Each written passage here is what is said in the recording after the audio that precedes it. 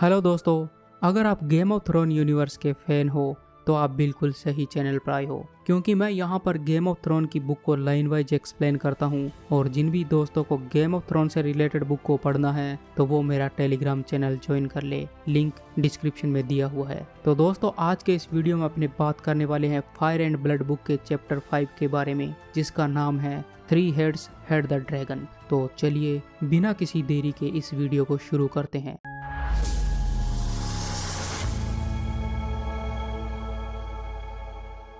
Aegon Targaryen एक प्रसिद्ध warrior और वेस्टरोस के इतिहास के ग्रेटेस्ट कॉन्करर थे। फिर भी कुछ लोगों का मानना था कि उनकी सबसे बड़ी कामयाबी डोर्निस वार के बाद हुई शांति के बाद मिली थी। ऐसा कहा जाता है कि आयरन थ्रोन को फायर, स्टील और आतंक से बनाया गया, लेकिन जब एक बार आयरन थ्रोन ठंडा और बनकर रेडी हो गया तो यह पूरे वेस्टरोस के लिए न्याय का एक केंद्र बन गया। एगोन की नीतियों का मुख्य आधार 7 किंगडम को टारगेरियन शासन में एक साथ जोड़ने का था। इसलिए किंग एगोन ने अपने दरबार और अपनी काउंसिल में 7 किंगडम के हर एक हिस्से से कुछ आदमियों और कुछ महिलाओं को शामिल करने के लिए बड़े प्रयास किए। एगोन ने अपने पुराने दुश्मनों के बच्चों को दरबार में भेजने के लिए बढ़ावा दिया, क्योंकि ज्यादातर लॉर्ड्स अपने वारिस को अपने घर में रखना चाहते थे। तो एगोन ने उनके बच्चे, खासकर छोटे बेटे और बेटियों को दरबार में आने के लिए बढ़ावा दिया, जहां पर उनके लड़के एगोन के दरबार में पेज, कप बियरर और स्क्वायर के रूप में काम करते, तो वहीं पर लड़कियां रानी की दासी और साथी के तौर पर काम करती। किंग्स लैंडिंग में आए हुए इन युवाओं ने किंग एगोन का न्याय करीब से देखा था और उनसे कहा गया था कि वो खुद को एक महान राजा की प्रजा समझे, ना कि वो खुद को वेस्टरमैन, स्ट्रोमलैंडर या नॉर्दर्नमैन समझे। एगोन टारगेरियन ने अपने अलग अलग राज्य के नोबल हाउस के बीच में कई शादियां करवाई, इस उम्मीद में कि इस तरह के गठबंधन से उनकी जीती हुई जमीनों को एक साथ जोड़ने में और 7 किंगडम को एक बनाने में मदद करेंगे। किंग एगोन की रानी विशेन्या और रानी रेनिस को भी इस तरह की शादियां करवाने में बहुत आनंद आता। उनकी इस कोशिश से एरी के युवा लॉर्ड रोलन एरिन की शादी विंटरफेल के लॉर्ड टोरेन स्टार्क की बेटी से करवाई, जबकि कैस्टली रो के लॉर्ड लोरेन लेनिस्टर के सबसे बड़े बेटे, जो कि कैस्टली रो के उत्तराधिकारी थे, उसकी शादी आर्बर के हाउस रेडवाइन की लड़की से करवाई। जब टार्थ के इवान स्टार्क के यहाँ पर ट्रिपलेट बेटियां यानी कि 3 जुड़वा बेटी पैदा हुई, तो रानी रेनिस ने उनकी एंगेजमेंट हाउस कोरबरे, हाउस हाईटावर और हाउस हार्लॉक के साथ तय कर दी। रानी विशेन्या ने हाउस ब्लैकवुड और हाउस ब्रेकन के बीच में भी 2 शादियां करवा दी। हालांकि ये दोनों हाउस एक दूसरे के कट्टर दुश्मन थे और इनकी दुश्मनी का इतिहास सदियों पुराना था। इन दोनों हाउस के बेटों की शादी एक दूसरे हाउस की बेटियों के साथ करवा दी, ताकि इनके बीच में शांति पक्की हो सके। जब रानी रेनिस की सेवा करने वाली हाउस रोवन की एक लड़की प्रेग्नेंट हुई, तो रानी रेनिस ने व्हाइट हार्बर में उसकी शादी के लिए एक नाइट ढूंढ, तो लेनिस्पोर्ट में एक और नाइट ढूंढा जो उसके नाजायज बेटे को पालने के लिए तैयार था। हालांकि इस बात में कोई शक नहीं था कि एगोन टारगेरियन के पास शासन से जुड़े हुए सभी मामलों के अधिकार थे और वो ही फाइनल अथॉरिटी थे, लेकिन उनकी बहनें विशेन्या और रेनिस एगोन के पूरे शासन काल में उसके बराबर की पार्टनर रही। किंग जेहरिस फर्स्ट की पत्नी गुड क्वीन एलिसाने को छोड़कर 7 किंगडम के इतिहास में बाकी किसी भी क्वीन ने रानी विशेन्या और रानी रेनिस जितना प्रभाव नहीं छोड़ा। किंग एगोन का एक नियम था, जब भी वो कहीं पर भी जाता तो वो अपने साथ सिर्फ एक रानी को ही लेके जाता, जबकि दूसरी रानी या तो ड्रैगन स्टोन में या फिर किंग्स लैंडिंग में रहे। अक्सर वो आयरन थ्रोन पर तो नहीं बैठती, लेकिन उनके सामने में जो भी केस या मैटर आते वह उनका फैसला करती। हालांकि किंग एगोन ने किंग्स लैंडिंग को अपनी राजधानी बनाया और वहीं पर अपनी रॉयल, लेकिन आयरन थ्रोन को एगोन फोर्ट के स्मोकी लॉन्ग हॉल में लगवाया। लेकिन फिर भी किंग एगोन का दिन और रात का ज्यादातर समय ड्रैगन स्टोन पर बीत, जो कि उनके पूर्वजों का सीटाडिल था। ड्रैगन मोड के नीचे बना हुआ सीटाडिल एगोन फोर्ट किले की तुलना में 10 गुना ज्यादा बड़ा और यहाँ पर कहीं ज्यादा आराम, सुरक्षा और इतिहास भी था। एगोन द कॉन्करर को कभी कभी यह कहते हुए सुना था कि ड्रैगन स्टोन की हवा में एक महक है, साल्टी हवा में हमेशा ही धुएं और सल्फर की गंध। किंग एगोन साल का लगभग आधा समय इन्हीं 2 जगहों पर बिताते थे और वो अपना ज्यादातर समय दोनों रानियों के साथ बिताते और बाकी बचा हुआ आधे समय में वह लगातार रॉयल प्रोग्रेस के लिए निकलते, जिसमें वह अपने दरबार को एक किले से दूसरे किले में लेकर जाते और बारी बारी से अपने लॉर्ड के यहाँ पर मेहमान बनकर जाते। उन्होंने गालटाउन से लेकर आयरी, हेरन हॉल, रिवररेन, लेनिस्पोर्ट से लेकर Casterly Rock, Crakehall, Old Oak, Highgarden, Oldtown, the Arbor Horn Hill, Ashford, Storm's End और विंटरफेल और ओल्ड टाउन तक की उन्होंने यात्रा की और इस तरह से किंग एगोन वेस्टरोस के लगभग हर कोने में गए। कभी कभी तो एगोन के साथ हजारों नाइट लॉर्ड और रईस महिलाएं भी जाती। किंग एगोन ने आयरन आइलैंड की यात्रा 3 बार की, जिसमें 2 बार पाइक और 1 बार ग्रेट विक की थी। तो वहीं पर 19 AC में सिस्टरटन में 2 सप्ताह बिताए और नॉर्थ में तो 6 बार दौरा किया। व्हाइट हार्बर में 3 बार, बेरोटन में 2 बार और 33 AC में अपने आखिरी रॉयल प्रोग्रेस के दौरान विंटरफेल में 1 बार दरबार लगाया। जब एगोन से उनके रॉयल प्रोग्रेस के कारणों के बारे में पूछा गया तो उनसे अपनी प्रसिद्ध बात कही कि किसी भी रिबेलियन को दबाने से बेहतर है कि उसे होने ही ना दो। एगोन अपने dragon Balerion the Black Dread पर बैठकर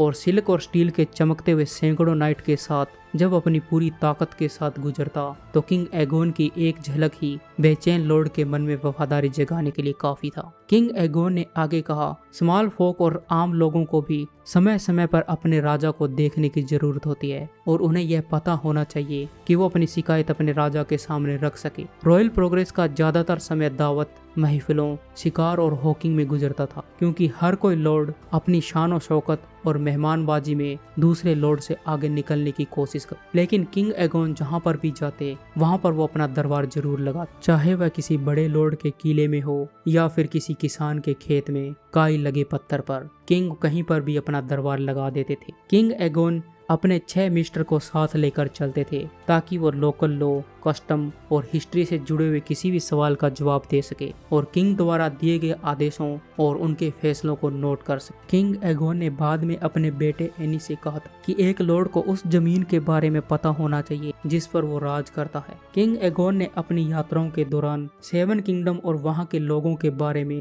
बहुत कुछ सीखा था। जीती गई हर राज्य के उनके कानून और परंपराएं भी सीखी, लेकिन किंग एगोन ने उसमें बहुत ही कम दखल अंदाजी। उसने अपने लॉर्ड को वैसे ही राज करने दिया जैसा कि वो हमेशा से करते आए थे। उसके विरासत और उत्तराधिकारों को कानून के नियम को भी नहीं बदला और उनके एग्जिस्ट करने वाले फ्यूडल सिस्टम को भी वैसे ही रहने दिया। छोटे और बड़े सभी लॉर्ड को उनकी जमीनें और उनका न्याय करने का पुराना तरीका उनके पास रहने दिया और यहाँ तक कि उनमें जो पुराने रिवाज थे, खासकर फर्स्ट नाइट का अधिकार, वो भी वैसे ही रहने दिया। लेकिन किंग एगोन का मुख्य उद्देश्य केवल शांति बनाए रखना ही था। एगोन के कॉन्क्वेस्ट से पहले वेस्टरोस के सभी किंगडम में आपस की लड़ाइयाँ कॉमन थी और शायद ही कोई ऐसा साल रहा होगा जब कोई किसी से नहीं लड़ रहा हो। यहाँ तक कि उन राजाओं में भी जिनके बारे में कहा जाता था कि इन दोनों राजाओं के बीच में शांति स्थापित हो गई है, और कुछ ऐसे पड़ोसी भी थे जो अक्सर अपने लड़ाई और अपने झगड़े तलवार की नोक पर सुलझा लेते थे। लेकिन एगोन के आने के बाद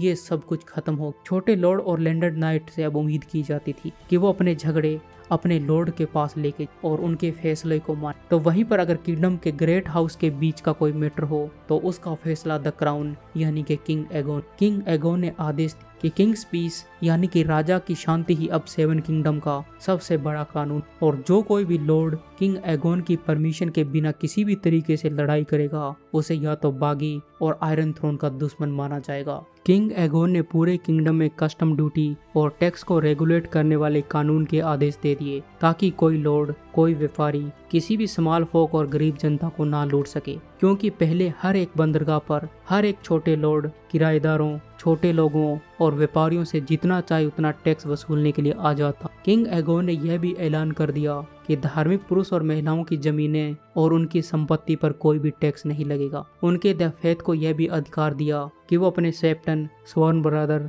और होली सिस्टर पर लगे हुए गलत आरोपों की सुनवाई कर सकेंगे और उनको सजा सुना सकेंगे। हालांकि एगोन टारगेरियन खुद कोई धार्मिक व्यक्ति नहीं थे, लेकिन फिर भी उन्होंने हमेशा से द फेथ और ओल्ड टाउन के हाई सेप्टन का समर्थन पाने की कोशिश। किंग्स लैंडिंग शहर एगोन के शहर के आसपास फैलना शुरू हो गया और यह शहर ब्लैक वाटर रस नदी के किनारे के पास 3 बड़ी पहाड़ियों के पास में बसा, और इन पहाड़ियों में सबसे ऊंची पहाड़ी एगोन हाई हिल के नाम से जाने और जल्द ही बाकी बची हुई दोनों पहाड़ियों को विशेन्या हिल और हिल ऑफ द रेनिस के नाम से जाने लगा, और इन पहाड़ियों के पुराने नाम भुला दिए। एगोन ने जो कच्चा मोटर बेली किला बनाया था अब वह किंग और उनके दरबार के लिए छोटा पड़ने, तो वह किला ना तो शानदार था और ना ही, इसलिए किंग एगोन ने कॉन्क्वेस्ट से पहले से इसे बड़ा बनाने के लिए काम शुरू कर दिया था। लकड़ी की लट्ठों से 50 फुट ऊंचा नया कीप बनाया गया, जिसमें एक लॉन्ग हॉल बनाया गया। किले के यार्ड में दूसरी तरफ पत्थर और स्लेट की छत वाली एक किचन बनाई गई ताकि आग लगने का खतरा ना रहे, और फिर अस्तबल बनाए गए। उसके बाद में अनाज रखने के लिए गोदाम। एक नया वॉच टावर भी बनाया गया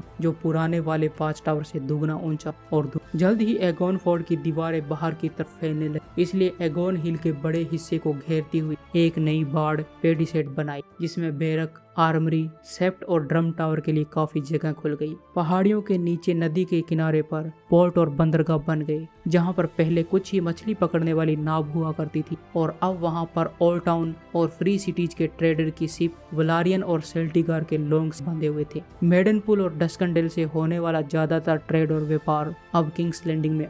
नदी के किनारे एक फिश मार्केट और पहाड़ियों के बीच में क्लॉथ मार्केट और एक कस्टम हाउस खुल गया। ब्लैक वाटर नदी के किनारे पुराने जहाजों के ढांचों में एक सेप्ट बनाया गया, और उसके बाद में नदी के किनारे मिट्टी और लकड़ी से बना एक मजबूत और बड़ा सेप्ट बनाया गया। फिर हाई सेप्टन द्वारा भेजे गए कुछ कॉइन से विशेन्या हिल पर एक दूसरा सेप्ट बनाया गया, जो पहले वाले से दुगना बड़ा और 3 गुना ज्यादा शानदार था। घर और दुकानें इतनी जल्दी बढ़ने लगी थी जैसे कि बारिश के बाद में मशरूम उगते हैं। अमीर लोगों ने पहाड़ियों के ऊपर दीवार वाले घर बनाए, तो वहीं पर गरीब लोग नीचे की जगह पर मिट्टी और घास फूस की झोंपड़ियों में रहने लगे। किंग्स लैंडिंग की किसी भी योजना के अनुसार नहीं बसाया गया था, बल्कि किंग्स लैंडिंग अपनी जरूरतों के हिसाब से तेजी से बढ़ने लगी। एगोन ने पहले राज्याभिषेक के समय यह मोट और वैली किले के नीचे बसा हुआ छोटा सा गांव था, लेकिन एगोन के दूसरे राज्याभिषेक तक यह हजारों लोगों की आबादी वाला बड़ा गांव बन चुका। तो वहीं पर 10 AC तक किंग्स लैंडिंग एक असली शहर बन चुका था, जो कि लगभग गर्ल टाउन और व्हाइट हार्बर जितना बड़ा था। 25 AC में किंग्स लैंडिंग गर्ल टाउन और व्हाइट हार्बर से भी आगे निकलकर तीसरा सबसे बड़ा आबादी वाला शहर बन गया। सिर्फ लेनिस्पोर्ट और ओल्ड टाउन ही किंग्स लैंडिंग से आगे थे। अपने राइवल्स में सिर्फ इतना ही फर्क था कि किंग्स लैंडिंग में कोई दीवार नहीं थी। किंग्स लैंडिंग में रहने वाले लोगों का ऐसा मानना था कि इसे किसी भी दीवार की जरूरत नहीं है, और कोई भी दुश्मन इस शहर पर हमला करने की हिम्मत भी नहीं करेगा जब तक कि हाउस टारगेरियन और उनके ड्रैगन रक्षा कर रहे हैं। किंग्स एगोन भी शुरुआत के इन विचारों में सहमत थे, लेकिन 10 AC में उनकी बहन रेनिस और उनके ड्रैगन मेरेक्सिस की मौत हो जाने के बाद और खुद पर हुए हमलों ने किंग एगोन की सोच पूरी तरह से बदल दी। कॉन्क्वेस्ट के 19वें साल वेस्टरोस में समर आइलैंड में एक बड़े हादसे की खबर पहुंची, जहां पर पायरेट के एक ग्रुप में टोल ट्री टाउन को लूट लिया और हजारों औरतों और बच्चों को गुलाम बना कर ले। इस हमले की खबर सुनकर किंग एगोन बहुत परेशान हुए, तो उन्हें एहसास हुआ कि जब वह खुद और रानी विशेन्या किंग्स लैंडिंग से बाहर होंगे तो कोई भी चालाक दुश्मन किंग्स लैंडिंग पर आसानी से कब्जा कर सकता है। इसलिए किंग्स एगोन ने किंग्स लैंडिंग के चारों ओर एक दीवार बनाने का आदेश जारी कर दिया, जो इतनी ऊंची और मजबूत हो जितनी कि ओल्ड टाउन और लेनिस्पोर्ट की सुरक्षा करने वाली दीवारें थी। दीवार बनाने का यह काम ग्रैंड मिस्टर गोवेन और hand of the king sir Osmund Strong को दिया। द 7 गॉड के सम्मान में एगोन ने आदेश दिया कि किंग्स लैंडिंग शहर के 7 दरवाजे होंगे और हर एक दरवाजे पर बड़े गेट हाउस और डिफेंसिव टावर होंगे। दीवार बनाने का यह काम अगले साल शुरू हो गया, जो कि 26 AC तक लगातार चलता रहा। Sir Osmund strong king Aegon के चौथे हैंड ऑफ द किंग थे। किंग एगोन के पहले hand of the king ओरिस Baratheon थे, जो उनके नाजायज सौतेले भाई और उनकी जवानी के साथी थे।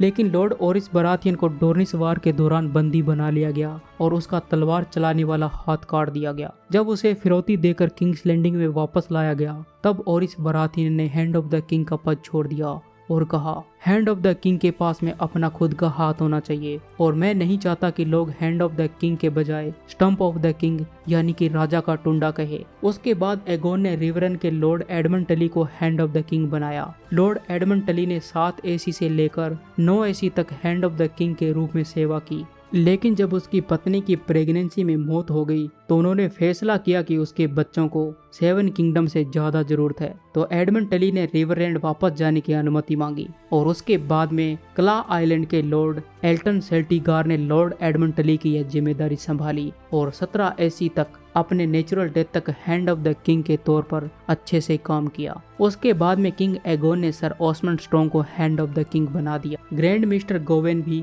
तीसरे ग्रैंड मिस्टर थे। किंग एगोन ने हमेशा ही ड्रैगन स्टोन पर एक मिस्टर रखा, जैसा कि उसके पिता और उसके पिता के पिता ने किया। वेस्ट्रोस के सभी बड़े और छोटे लॉर्ड और लैंडर नाइट ओल्ड टाउन के सिटाडिल में ट्रेंड मिस्टर पर भरोसा करते थे ताकि वो अपने हाउस में हीलर, स्क्राइब और काउंसल के तौर पर काम कर सके। मिस्टर उनके रेवन को ब्रीड और ट्रेनिंग करते जो उनके मैसेज और लेटर ले जाते थे और उन लॉर्ड के लिए मैसेज लिखते और पढ़ते थे जिन्हें पढ़ना लिखना नहीं आता था। ये मिस्टर उनके स्टीवर्ड के घर के अकाउंट में भी मदद करते और उनके बच्चों को पढ़ाते। एगोन कॉन्क्वेस्ट के दौरान एगोन और उनकी बहनों के पास भी उनकी सेवा करने के लिए एक मिस्टर होता था। एगोन कॉन्क्वेस्ट के बाद किंग एगोन ने अपने सामने लाए गए सभी मैटर को पहले से ही निपटाने के लिए आधा दर्जन तक मिस्टर रखे थे, लेकिन 7 किंगडम में सबसे ज्यादा समझदार, बुद्धिमान और ज्ञानी मिस्टर सिटाडिल के आर्क मिस्टर ही थे। इनमें से हर एक आर्क मिस्टर किसी न किसी अपने एक बड़े सब्जेक्ट का सबसे बड़ा जानकार होता था।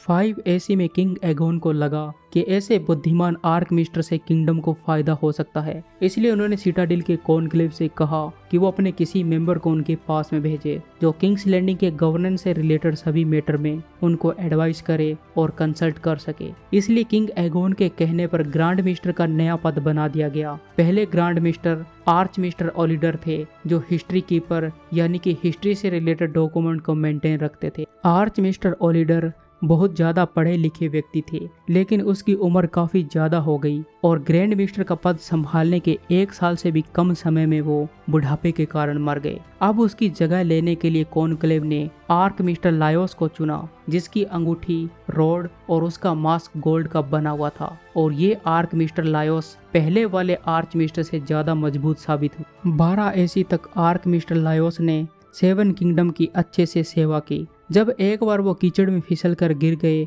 तो उसकी हिप बोन टूट गई, जिसके तुरंत बाद उसकी मौत हो गई और उसके बाद में गावेन को तीसरा ग्रैंड मिस्टर बना दिया गया। किंग एगोन की स्मॉल काउंसिल अभी पूरी तरह से डेवलप नहीं हुई थी जितनी कि राजा जेहरिस द कॉन्सिलेटर के राज में थी, लेकिन इसका मतलब यह नहीं है कि एगोन काउंसिल के बिना बेनिफिट के ही राज किया। किंग एगोन अक्सर अपने अलग अलग ग्रैंड मिस्टर, अपने पर्सनल हाउस होल्ड मिस्टर से सलाह लेता था। टैक्स, कर्ज और इनकम टैक्स से रिलेटेड मैटर में भी वह अपने मास्टर ऑफ कॉइन से सलाह लेता था। किंग एगोन ने किंग्स लैंडिंग में एक सेप्टन तो वहीं पर दूसरा सेप्टन ड्रैगन स्टोन में रखा था। फिर भी किंग एगोन अगर कोई भी रिलीजियस इशू आता तो वो ओल्ड टाउन में हाई सेप्टन को लेटर लिखते। जब भी एगोन ओल्ड टाउन में कभी भी जाते तो वह स्टारी सेप्ट में जरूर जाते। इन सबसे ज्यादा किंग एगोन अपने हैंड ऑफ द किंग और अपनी बहन रेनिस और विशेन्या पर सबसे ज्यादा भरोसा करते। तो वहीं पर रानी रेनिस 7 किंगडम के कवियों और गायकों की पैट्रॉन थी और जो कोई भी उसे खुश करता तो रानी उन्हें तोहफे और गोल्ड कॉइन देती। हालांकि रानी विशेन्या इसके लिए अपनी बहन को ना समझती थी, लेकिन रानी रेनिस संगीत के अपने साधारण शौक से कहीं भी ज्यादा समझदार थी, क्योंकि किंगडम के कवि और सिंगर रानी से तोहफा पाने की चाहत में हाउस टारगेरियन और किंग एगोन की तारीफों में कई गाना बनाते और कई गाना गाते। डोर्निस मार्चे से लेकर देवाल तक हर एक किले, महल और गांवों में वो गाना गाते और इस तरह से स्मॉल फोक और आम जनता के बीच में एगोन कॉन्क्वेस्ट शानदार बन गया और एगोन द ड्रैगन खुद एक हीरो राजा बन गए। रानी रेनिस स्मॉल फोक और आम लोगों में भी बहुत इंटरेस्ट लेती और उसे महिलाओं और बच्चों में खास लगाव था। एक बार जब वह एगोन फोर्ट में अपना दरबार लगा रही थी तो एक आदमी को उसके सामने लाया गया जिसने अपनी पत्नी को पीट कर मार डाला था। तो वहीं पर उस महिला के भाई उसे सजा दिलवाना चाहते थे, लेकिन उस आदमी ने अपनी दलील पेश की कि उसे ऐसा करने का कानूनी अधिकार था क्योंकि उसने अपनी पत्नी को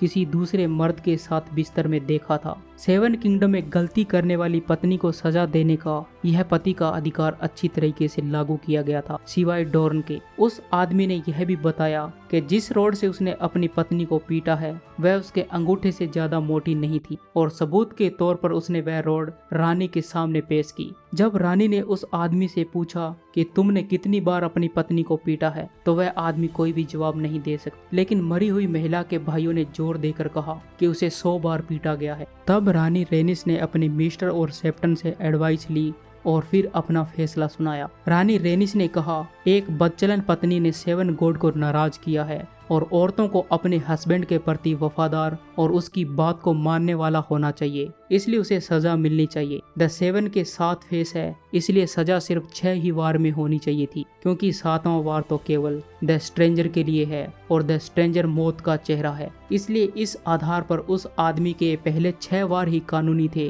लेकिन बाकी के 94 वार द सेवन और इंसानों के खिलाफ जुर्म थे और इसके लिए उसे वैसे ही सजा मिलनी चाहिए। और उस दिन के बाद से रूल ऑफ 6 और रूल ऑफ थंब के साथ में एक कॉमन लॉ बन गया। उस हस्बैंड को रेनिस हिल के नीचे ले जाया गया, जहां पर मरी हुई महिला के भाइयों ने उसे कानून के अनुसार तय किए गए आकार की रोड से 94 बार मारा गया। तो वहीं पर रानी विशेन्या को अपनी बहन रेनिस की तरह संगीत और गाने का शौक नहीं था, लेकिन वह बहुत मजाकिया थी और कई सालों तक उसने अपना एक फूल रखा हुआ था जिसका नाम लॉर्ड मंकी फेस था और यह एक बालों वाला कुबड़ा था जिसकी हरकतें देखकर उसे बहुत मजा आता। जब मंकी फेस पीच की गुठली खाने से चौक होकर मर गया, तब रानी विशेन्या ने एक बंदर पा लिया और उसे लॉर्ड मंकी फेस के कपड़े पहना दिए और वह अक्सर कहा करती थी, यह नया वाला ज्यादा चालाक है। फिर भी विशेन्या टारगेरियन के मन में डार्कनेस थी और दुनिया के ज्यादातर लोगों के लिए विशेन्या एक सख्त और निर्दयी वॉरियर के रूप में जानी जाती थी और उनके चाहने वालों का कहना था कि उनकी सुंदरता में भी एक तीखापन है। वह ड्रैगन के 3 सिर में से सबसे ज्यादा बड़ी और वह अपने दोनों भाई बहनों से ज्यादा लंबे समय तक जिंदा रही और ऐसा कहा जाता है कि वह अपने जिंदगी के आखिरी सालों में जब वह तलवार नहीं चला सकती थी तो उसने काले जादू, जहर बनाने और स्पेल कास्ट करने में लग गई। कुछ लोगों का ऐसा मानना है कि उसने अपने ही परिवार के लोगों और राजा की हत्या की थी। हालांकि ऐसे आरोप का कोई भी सबूत नहीं मिला। अगर यह सच भी हो जाता तो यह एक बड़ी विडंबना होती, क्योंकि जवानी के दिनों में उसने राजा के लिए रक्षा के लिए ही सबसे ज्यादा काम। रानी विशेन्या ने 2 बार एगोन की रक्षा करने के लिए अपनी डार्क सिस्टर तलवार का इस्तेमाल किया। जब डोर्निस हथियारों ने उन पर हमला कर दी, वह कभी कभी शक करने वाली तो कभी आक्रामक हो जाती। वह अपने भाई एगोन के अलावा किसी पर भी भरोसा नहीं करती। डोर्निस वार के दौरान वह दिन रात चेन मेल आर्मर पहनकर रहती और किंग एगोन को भी अपने शाही कपड़ों के नीचे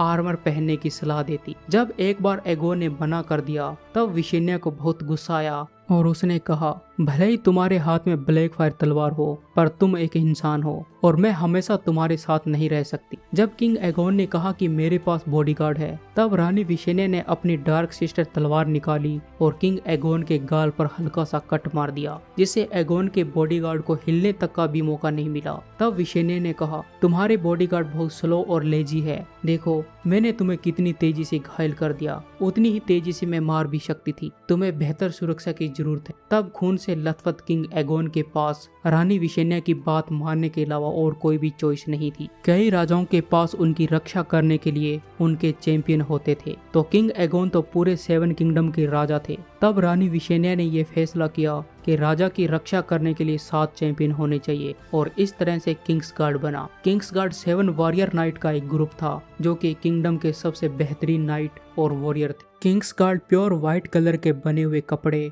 और आर्मर पहनते थे, जिसका सिर्फ एक ही मकसद होता था, राजा की रक्षा करना और अगर जरूरत पड़े तो वो अपनी जान भी दे दे। इसके अलावा उनका कोई और मकसद नहीं था। तो रानी विशेन्या ने उनकी शपथ नाइट वॉच में शामिल होने वाले योद्धाओं की शपथ की जैसे ही रखी गई।